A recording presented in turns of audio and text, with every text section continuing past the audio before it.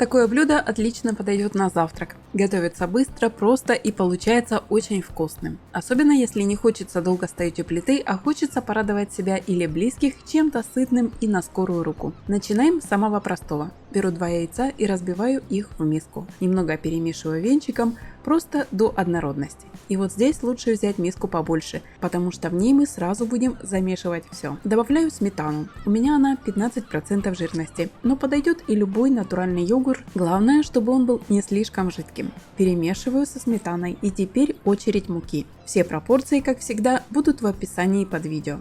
Так что не переживайте. У меня около 100 грамм, но я добавляю ее не сразу всю, а постепенно смотрю на консистенцию. Если вы новичок, ориентируйтесь на плотность теста, как на оладьи. Не густое, но не совсем жидкое. Теперь щепотка соли и чуть-чуть пищевой соды. Это придаст легкость.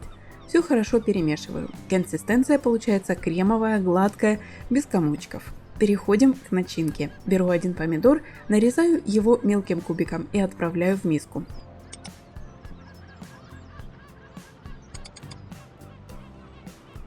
Если у вас нет помидора, не страшно. Прекрасно подойдет и сладкий перец, и консервированная кукуруза, и даже зеленый горошек. Очень удобно. Можно варьировать начинку под настроение или по наличию в холодильнике. Не забывайте подписываться на канал и нажимать на колокольчик, чтобы не пропускать простые вкусные рецепты, которые легко повторить дома.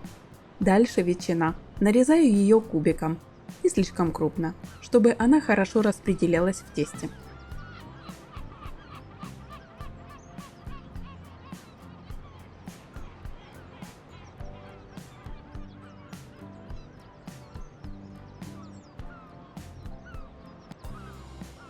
Твердый сыр тоже добавляю. У меня он нарезан кубиками, но вы можете просто натереть его на терке, так он быстрее расплавится. А еще я очень люблю добавлять оливки.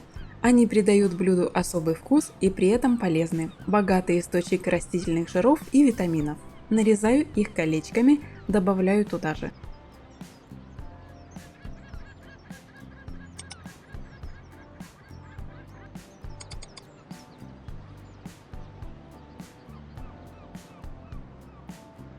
Из свежей зелени беру укроп. Мелко рублю, чтобы он чувствовался. Сразу же перемешиваю всю массу. Помидоры могут дать немного сока. Если начинка покажется вам слишком жидкой, просто подсыпьте чуть-чуть муки. Но если вас устраивает такая текстура, смело жарьте. Получится мягко и нежно. Сковородку хорошо разогреваю, наливаю немного растительного масла. В процессе жарки можно подливать еще, если понадобится. Ложкой выкладываю небольшие порции теста. Чуть отступаю друг от друга, чтобы не слиплись. Жарю на среднем огне. Когда нижняя сторона подрумянится, переворачиваю. Если сделали большой огонь и оладьи подрумянились с одной стороны, но не переворачиваются, просто уменьшите огонь и накройте крышкой. Затем переверните и жарьте еще пару минут.